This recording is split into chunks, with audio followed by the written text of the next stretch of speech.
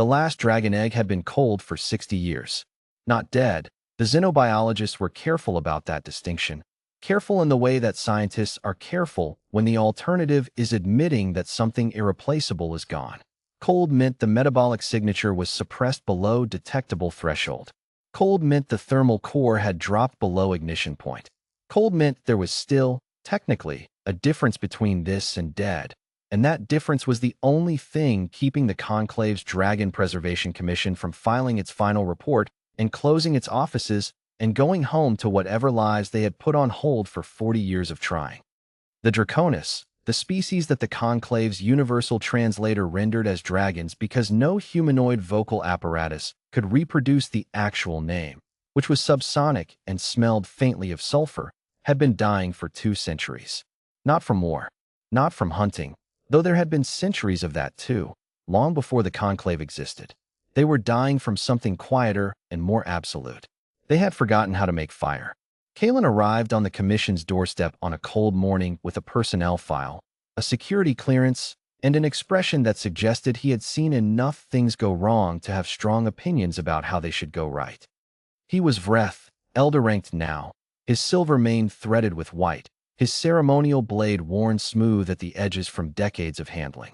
He had served the Conclave in various capacities since before most of the current commission members were born, and he had been assigned to the Dragon Preservation Commission as senior cultural liaison because he had, at some point in his career, demonstrated a specific and apparently unique talent.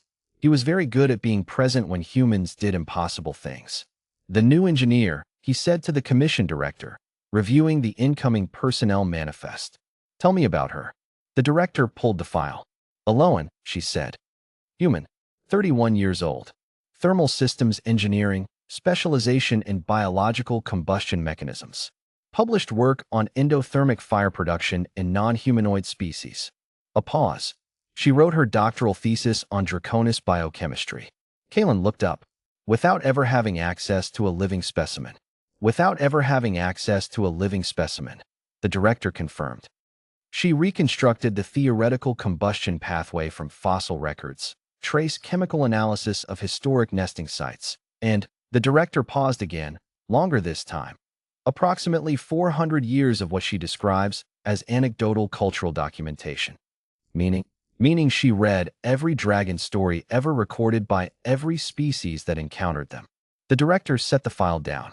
Every myth, every legend, every account. She cross-referenced the chemical descriptions in pre-conclave texts against modern understanding of biological combustion and built a theoretical model of how Draconis fire production worked. Kalen was quiet for a moment. And the commission's biochemists? He asked. With actual equipment and actual samples, what does their model look like? The director's expression answered the question before her words did. She's more accurate, she said. Significantly. Kalen set the file down. He touched, briefly and without thinking about it, the blade at his wrist. When does she arrive? He asked. Aloan arrived on a Thursday, in the rain, carrying 2 equipment cases and a canvas bag full of books that were held together with tape and optimism. She was not what Kalen had expected, which was his fault for expecting anything. He had learned, over the years, that humans who did extraordinary things rarely looked like they were about to. She was slight and dark-haired, with the particular brand of distracted focus that engineers wore when they were running calculations that had nothing to do with the conversation happening around them. She shook Kalen's hand, looked at his blade with an expression of recognition that surprised him, and then looked past him at the commission facility with an expression he recognized immediately. It was the expression of someone who had been thinking about a place for a very long time and was now checking it against everything they had imagined.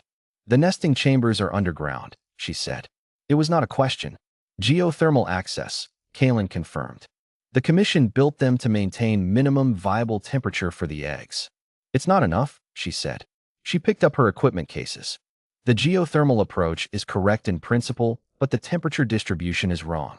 Draconis eggs don't need ambient heat. They need directed heat. Specific point source application to the thermal nodes. She paused. I'll need to see the current setup. You've been here for 4 minutes, Kalen said. I've been thinking about this for 9 years, Aloan said. I'm a little behind schedule. The commission had 3 living Draconis. This was more than anyone had hoped for 10 years ago, when the count had been 2, and less than anyone needed, because 3 was not a population, 3 was a vigil. The eldest was called Sorith, and she was ancient in a way that had stopped correlating meaningfully with numbers. The Commission's biologists estimated her age at somewhere between 6 and 8 centuries, which was a range that would have been embarrassing in any other context, but here simply reflected the fact that no one had been keeping records when she was young. Sorith was also the last Draconis who had ever produced fire. She had not produced it in 40 years. She met Aloan in the deep chamber on the engineer's second day, and Kalen stood at the entrance and watched, and tried to assess what he was seeing. Aloan had brought no equipment into the chamber.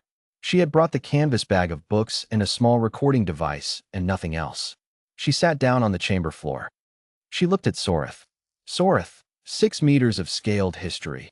Her crest faded from what the old records described as deep gold to a pale gray, her eyes holding the particular quality of something that had outlived every version of the world it had been born into, looked back. There was a long silence. "The Commission says you haven't tried in 40 years, Aloan said finally. Her translator was running, but she also made a sound beneath the words, something low, something that Kalen's ears caught only at the edge of perception, a resonance that wasn't quite language. Sorith's head moved. A small shift. The same kind of shift Kalen had seen, once, in an assessment field. Revaluation. Trying hurts, Aloan continued. When the mechanism is incomplete, activation attempts produce pain without result. So you stop trying. She was quiet for a moment. That wasn't failure. That was intelligence. You stopped doing something that didn't work. A sound from Sorith. Low. Subsonic. The translator produced static, which meant it had caught meaning it couldn't render. Aloan nodded as if she had understood perfectly. I know, she said, but I think I know what's missing. The Draconis fire mechanism was, Aloan explained to the Commission that evening, not purely biological. This was the part that had defeated every previous researcher. They had been looking for a complete biochemical system, a self-contained combustion pathway that existed entirely within the Draconis physiology. They had found pieces of it. The accelerant glands were documented, the ignition catalyst identified, the thermal regulation system mapped. But the pieces didn't connect into a working system, and the gap between them had been explained away as missing fossil data, or evolutionary degradation, or any number of things that meant we don't understand this yet, without saying so directly. The mechanism requires a primer, Aloan said. She pulled up a diagram, 9 years of theoretical work condensed into a single image. An external thermal trigger. Very specific frequency, very specific application point. Without it, the accelerant and the catalyst are present, but they can't initiate the reaction. She looked around the room. The Draconis didn't produce fire alone. They produced fire together. The primer came from contact with another Draconis. The room was very quiet. They lit each other, someone said. The young were lit by the old, Aloan said. First fire. A specific, deliberate act of transmission. The biological pathway exists, it's intact, it's viable, but it needs an initial activation that can only come from outside. She paused. And the last Draconis who could provide that activation lost the ability when she lost her fire. Kalen understood immediately. It's a closed loop. It was a closed loop, Aloan said, if you're working with biology only. But the primer is thermal and electromagnetic in a specific combination, and that combination, she looked at her diagram, is replicable. Another silence. You can build it, Kalen said. I already built it, Aloan said. I brought it in the equipment cases. I've been building it for 6 years. She looked at the diagram. I just needed to confirm the application points against an actual specimen before I was willing to try. She spent 3 weeks with Sorith before she attempted anything.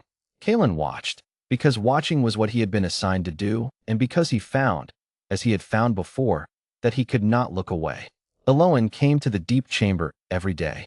She brought her books sometimes and read to Sorith, not in translation, just in her own language. The sounds of it, which Kalen gathered was something she did because the resonance patterns were consistent and Sorith had begun to orient toward them the way ancient creatures oriented toward things they recognized as safe.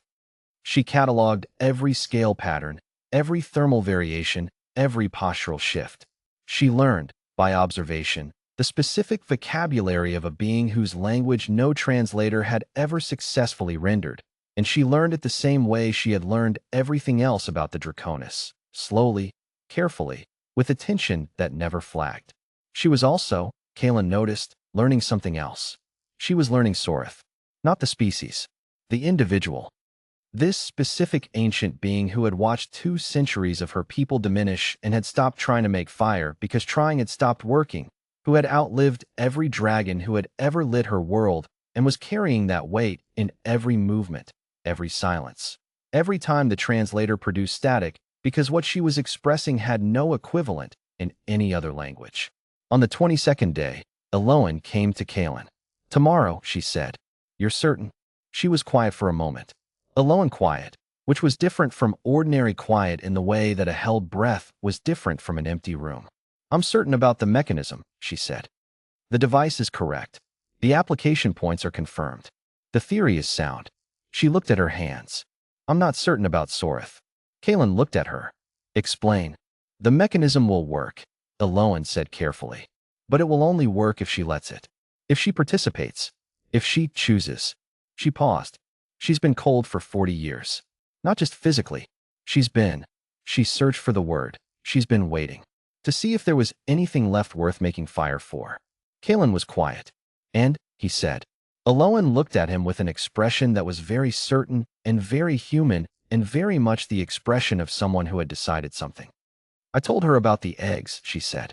"I told her what I think I can do, if the primer works. I told her that there are 43 viable eggs in the thermal chambers, and that the Commission's temperature distribution has been wrong for 30 years, but I can fix it, and if I can fix it, and if the primer works on the eggs the way the theory says it should." What did she say? The translator had never successfully rendered Sorith's responses. Eloan had stopped using it with her 2 weeks ago. She said. Eloan paused, and something moved across her face that Kalen recognized as someone translating not just language, but weight. She said she had been dreaming of fire. The Commission assembled the next morning. They had been told something was happening. Not what, not details, just come. And they filled the observation area above the deep chamber with the specific charged silence of people who had spent years on something and were terrified to hope. Kalen stood to one side. He had learned, over the years, where to stand. Eloan walked into the chamber with a device the size of her forearm, a configuration of thermal emitters and electromagnetic coils that looked completely unremarkable and had taken 6 years to build. She walked to Sorith. She said something, not in translation, in her own language, low and even and calm. She showed Sorith the device the way she had shown the Valdrek her open hand, not as a weapon, not as a tool, as a thing between them. Something shared. Sorith lowered her head. Eloan placed the device against the application point, the junction of the jaw and the throat, the location she had identified from 400 years of stories that all described, in various languages and metaphors, the same thing. Fire comes from here. She activated the device. For 3 seconds, nothing happened. Then Sorith made a sound that required no translation.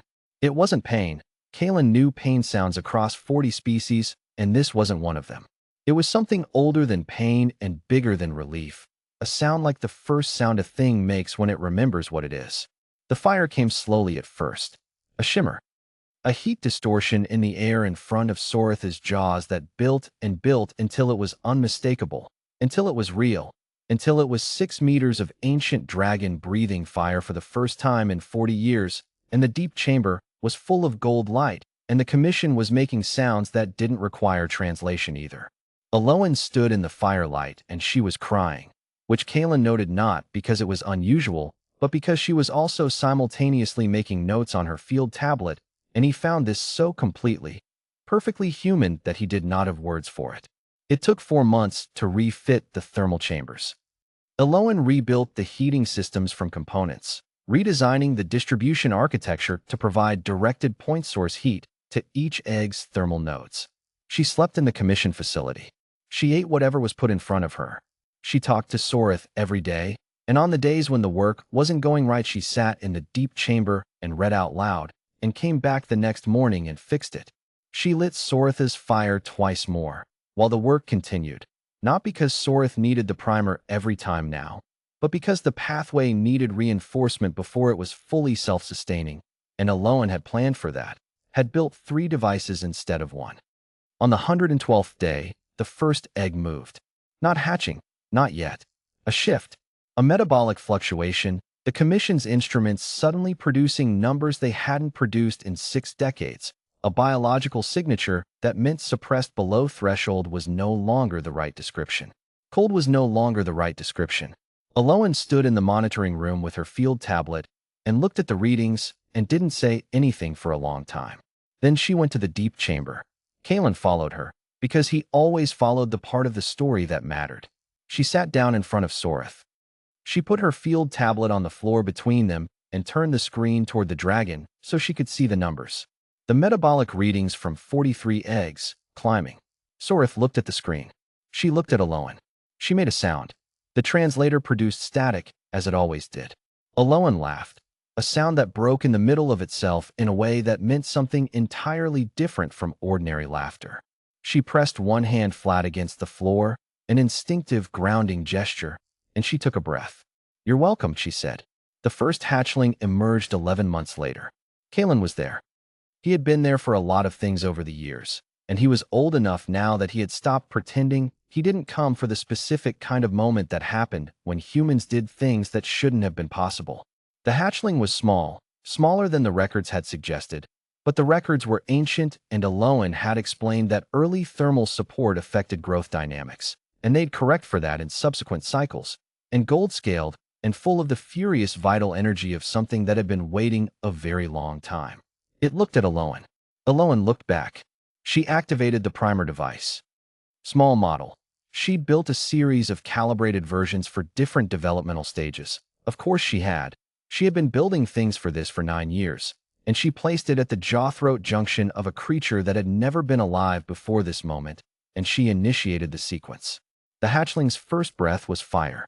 Small, unsteady, more light than heat. The combustion pathway brand new and finding its calibration. But fire. Definitively, completely, irreversibly fire. Soreth made a sound that the translator had never successfully rendered and Kalen suspected never would.